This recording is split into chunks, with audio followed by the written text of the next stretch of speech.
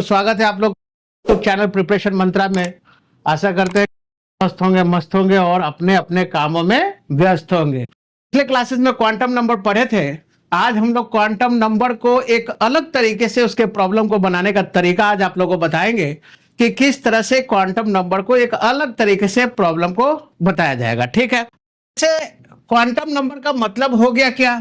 हम लोग देखें कि क्वांटम नंबर जो है वो इलेक्ट्रॉन का एग्जैक्ट पोजीशन बताता है। ठीक है, और इलेक्ट्रॉन जो है वो 3 डायमेंशनल रीजन में एग्जिस्ट करता है। तो 3 डायमेंशनल रीजन में किसी भी चीज को स्पेसिफाई करने के लिए हम लोग को 3 डायमेंशन यानी 3 पैरामीटर चाहिए। पैरामीटर लग जाता है इलेक्ट्रॉन के पोजीशन को डिटरमाइन करने के लिए। कौन कौन? प्रिंसिपल, एजीम्यूथल और मैग्नेटिक। बतलाता है कि इलेक्ट्रॉन किस ऑर्बिट में है।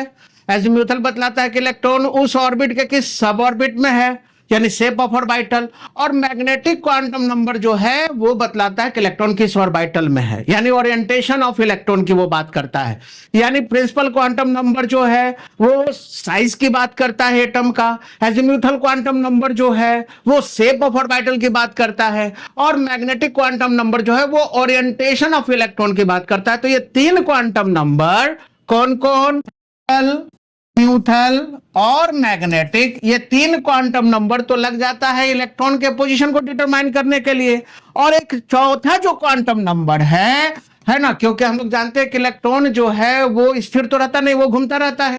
क्लॉकवाइज डायरेक्शन में घूमेगा या एंटी क्लॉकवाइज डायरेक्शन में घूमेगा। तो क्लॉकवाइज डायरेक्शन और एंटी यानी इलेक्ट्रॉन के स्पिन को कैलकुलेट करने के लिए एक और क्वांटम नंबर चाहिए जिसको हम लोग स्पिन क्वांटम नंबर कहते हैं। ठीक है, तो इसमें आप लोग प्रिंसिपल, एजीम्यूथल और मैग्नेटिक, ये तीनों जो है प्यारे बच्चों, ये तीनों पोजीशन डिटरमाइन करता है आप लोग का। ठीक है, और ये जो है आप लोग का यानी एस, ये बतलाता है आप लोग का स्पिन ऑफ इलेक्ट्रॉन कि क्लॉकवाइज डायरेक्शन में हो रहा है कि एंटी क्लॉकवाइज में। पे आप लोग का जो है वो आप लोग का क्या बतलाता है? आप लोग का साइज बतलाता है एटम का। ठीक है, कितना दूरी पे है न्यूक्लियस से, तो है वो शेप ऑफ ऑर्बिटल बतलाता है आप लोग का।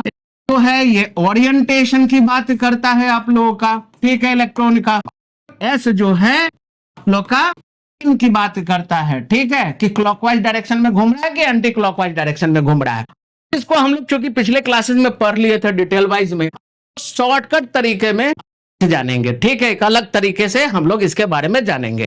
मान लो कि इलेक्ट्रॉन का पता लगाना, इलेक्ट्रॉन है खो गया है कहीं मेला में।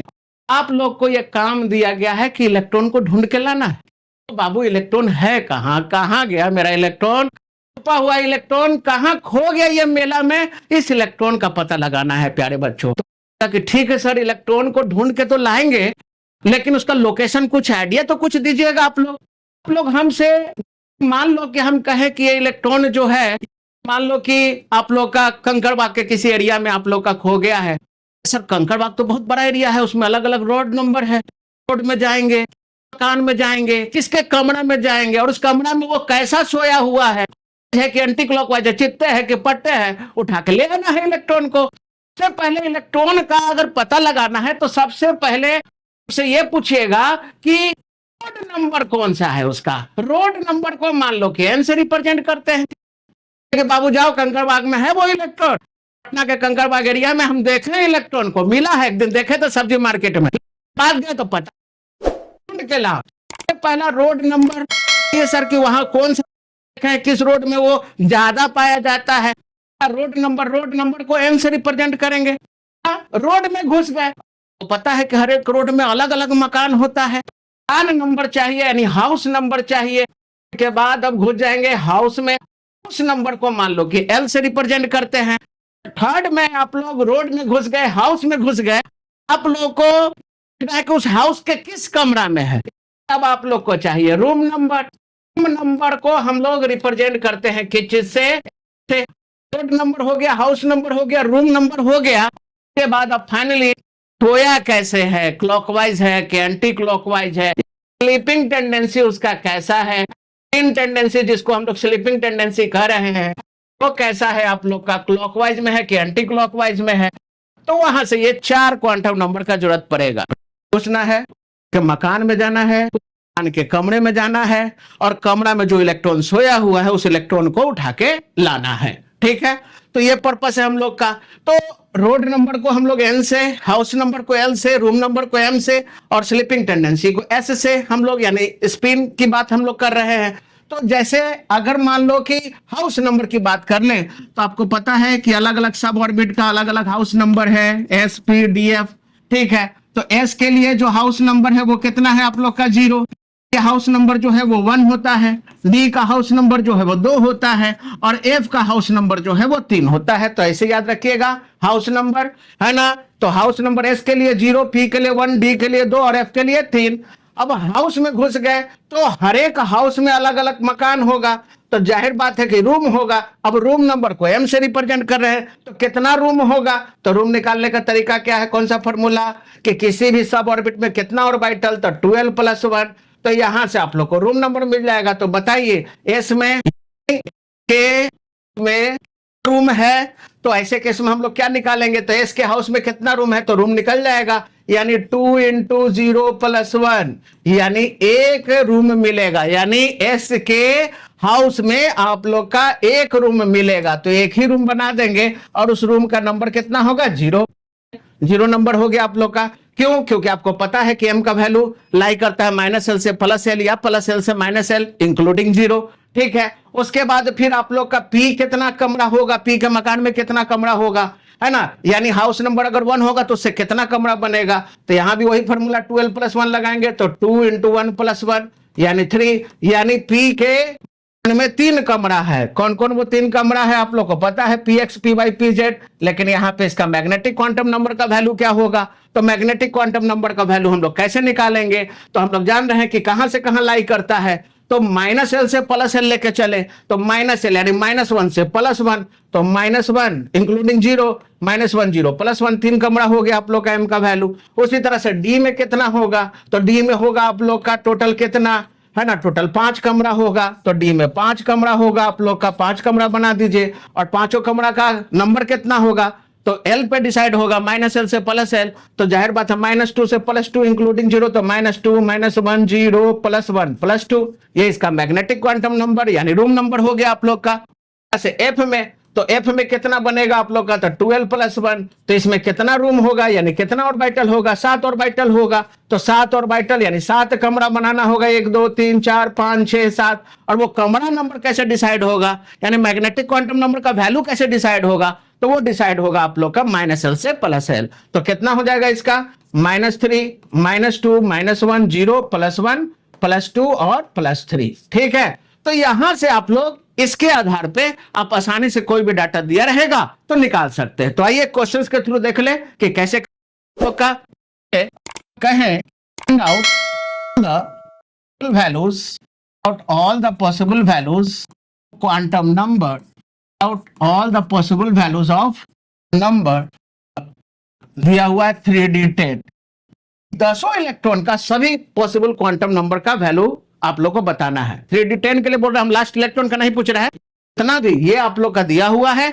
इसमें आप लोग का चारों यानी 10 इलेक्ट्रॉन का है ना, चारों क्वांटम नंबर का वैल्यू बताइए, यानी बताइए कि वो किस रोड में है, यानी प्रिंसिपल क्वांटम नंबर क्या है, किस हाउस में है यानी एजिम्यूथल क्या है, किस रूम में है ना, बारी बारी से सबका मैग्नेटिक क्या है और उसका स्पिन क्या है। तो आइए आराम से बना लेंगे। सबसे पहले करना क्या है, सबसे पहले आप लोग देख ले कि किसके मकान में है, डी के मकान में है। तो डी का मकान में है तो डी का एल का वैल्यू आप लोग को पता है कि कितना हो जाएगा। सबका पहले कर ले, 10 इलेक्ट्रॉन है तो 10 इलेक्ट्रॉन कितना, 1 2 3 4 इसी तरह से 5 6 है ना 7 और ये 10 इलेक्ट्रॉन का हम लोग को बताना है। क्या क्या बताना है 10 इलेक्ट्रॉन का, उसका n बताना है, l बताना है, m बताना है और s बताना है। ठीक है, ये 10 इलेक्ट्रॉन का चारों क्वांटम नंबर का वैल्यू हम लोग को बताना है। तो कैसे पता करेंगे, तो ये 10 इलेक्ट्रॉन किस रोड में है, ये रोड नंबर हो गया यानी ऑर्बिट नंबर।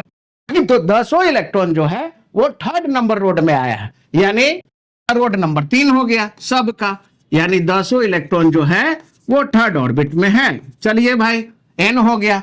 अब 10 इलेक्ट्रॉन किसके मकान में है, डी के मकान में है। तो डी का हाउस नंबर कितना होता है आप लोग का 2, एस के लिए 0, पी के लिए 1, डी के लिए 2। तो सबका हाउस नंबर जो है वो कितना हो गया, सबका 2 हो गया है ना डी के लिए।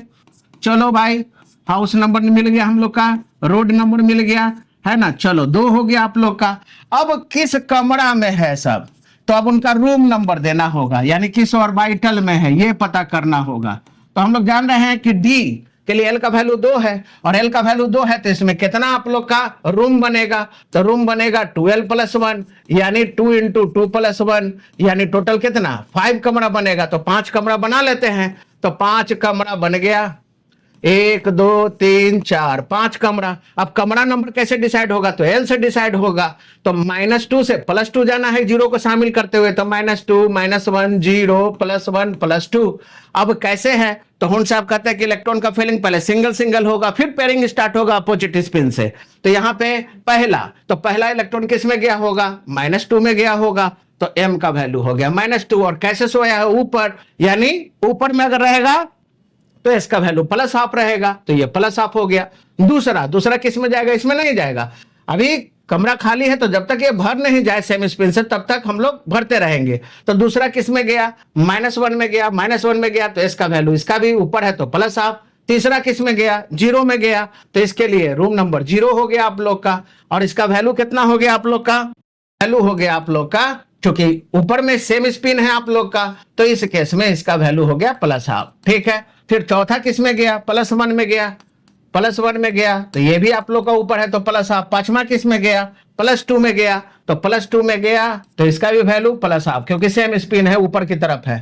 अब छठा जो है, मतलब 6वां नंबर इलेक्ट्रॉन जो है, वो अब कहां जाएगा, अब जब भर जाएगा तो फिर पेयरिंग वहीं से शुरू करेंगे जहां से फिलिंग किए थे, लेकिन अपोजिट स्पिन में। तो नीचे गया तो ये हो गया -2, लेकिन स्पिन इसका कितना हो गया, -½ नीचे है। तो 7वां इलेक्ट्रॉन कहां गया, तो -1 में जाएगा, तो है ना, तो -1 में गया, लेकिन स्पिन उसका क्या हो गया, -½ 8वां इलेक्ट्रॉन कहां गया, तो 0 में जाएगा, तो 0 में जाएगा तो इसका स्पिन हो गया आप लोग का, इसका भी -½ 9वां कहां जाएगा, तो +1 में जाएगा, तो +1 में गया, इसका स्पिन हो गया आप लोग का, इसका भी -½ और 10वां इलेक्ट्रॉन, लास्ट इलेक्ट्रॉन किस में गया, तो +2 में गया, तो +2 में गया, इसका स्पिन हो गया -½ तो इस तरह से हम लोग सभी क्वांटम नंबर का वैल्यू हम लोग निकाल सकते हैं। ठीक है प्यारे बच्चों, तो आशा करते हैं कि यह वीडियो आप लोग को समझ में आया होगा। इसी तरह के वीडियो को ज्यादा से ज्यादा देखने के लिए हमारे चैनल को सब्सक्राइब कीजिए, वीडियो को लाइक कीजिए, शेयर कीजिए और बने रहिए प्रिपरेशन मंत्रा के साथ। ठीक है, और कुछ और क्वेश्चंस के साथ हम आप लोग को लिए चलते हैं, उसके बाद हम लोग बात करेंगे। ठीक है,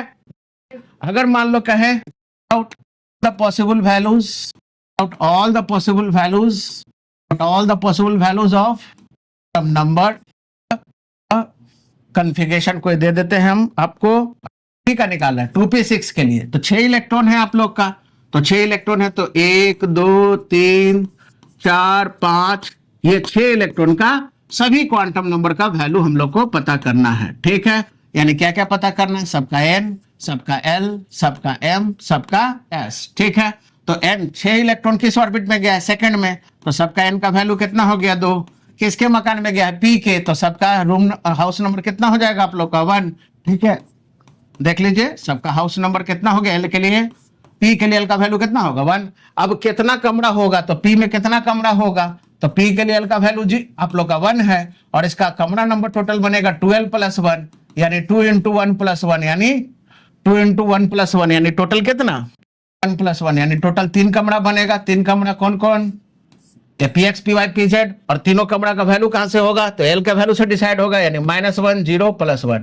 अब यहां से आराम से निकल जाएगा m और s। m और s के लिए आप लोग को बॉक्स बनाना पड़ेगा, बिना बॉक्स बनाए हुए आप n और l तो देख के लिख सकते हो यहां से, लेकिन m और s के लिए आप लोग को ये ऑर्बिटल बनाना पड़ेगा, तभी आप लोग उसका m और s दे सकते हैं। ठीक है, तो कितना हो जाएगा, तो पहला किस में गया होगा, -1 में गया होगा, और आप लोग का ऊपर की तरफ है तो +½ हो गया आप लोग का। दूसरा किस में गया, 0 में गया, +½ हो गया। तीसरा किस में गया, +1 में गया, ये क्या होगा, +½ अब फोर्थ किस में जाएगा, तो इसी में जाएगा, लेकिन अपोजिट स्पिन से, यानी -1 में गया, आप चूंकि नीचे की तरफ स्पिन है, तो फिर फिफ्थ किस में गया, तो 0 में गया, चूंकि अपोजिट स्पिन है, और छठा किस में गया, +1 में गया, -½ ठीक है प्यारे बच्चों, तो आशा करते हैं कि आप लोगों को समझ में आया हो। इसी तरह के वीडियो को ज्यादा से ज्यादा देखने के लिए चैनल को सब्सक्राइब कीजिए, वीडियो को लाइक कीजिए, शेयर कीजिए।